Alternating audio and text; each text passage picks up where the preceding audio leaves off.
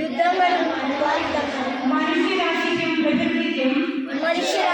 പ്രകൃതിക്കും വരുത്തിവെക്കുന്ന വിനാശകരമായ തിക്തഫലങ്ങൾ ഞാൻ ഓർക്കുന്നു.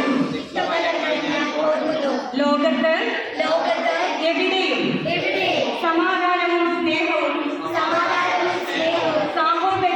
സാഹോദര്യവും പുലർത്താൻ ഞാൻ എന്റെ ജീവിതത്തിൽ എക്കാലവും ശ്രമിക്കും. മനുഷ്യന്റെ നിലനിൽപ്പിന് തന്നെ ഭീഷണിയായ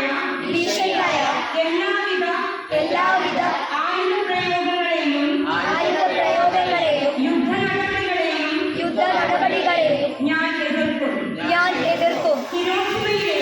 ഹിരോഷിമയിലെയും നാഗസാക്കിയിലെയും ഇരകളുടെ ഓർമ്മകൾ ഉൾക്കൊണ്ട് വരും തലമുറയ്ക്കായി സമാധാനത്തിന്റെ സന്ദേശം ഞാൻ പ്രചരിപ്പിക്കും. ഹിരോഷിമ ദിനമായ ഓഗസ്റ്റ് 6